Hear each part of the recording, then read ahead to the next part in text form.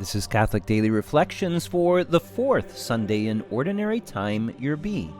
Today's reflection is entitled, Jesus Rebukes the Unclean Spirit. Jesus rebuked him and said, "Quiet, come out of him." The unclean spirit convulsed him and with a loud cry came out of him. This passage from Mark's Gospel could be the scene from a horror movie. Well, at least if Hollywood were producing the film. In truth, it's the scene of an act of great love and mercy and reveals the power and authority of Jesus. It's the story of a man with an unclean spirit, a demon. The demon is tormenting him. So Jesus looks at the man with great love and compassion and expels the evil spirit, setting him free. This truly is an act of love. But one question this clearly brings up is the role of the evil spirits in our world and their ability to control, manipulate, or at least tempt us. They are powerful spiritual beings created by God with free will, and they exercise that free will to turn away from God.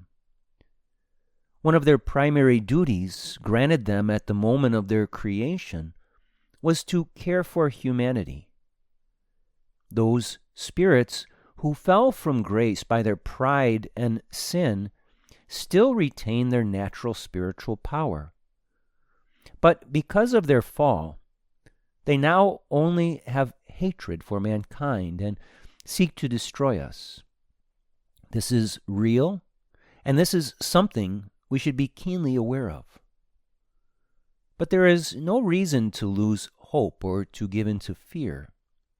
These beings are, of course, ultimately subject to the power and authority of God.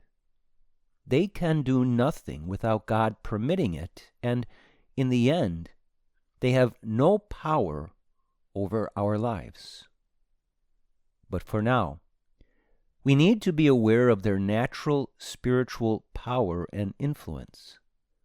We need to understand that they can and will try to wreak havoc in our lives. When we let fear weaken our faith and lack of trust in God's almighty power, we slowly allow them to have more influence over us.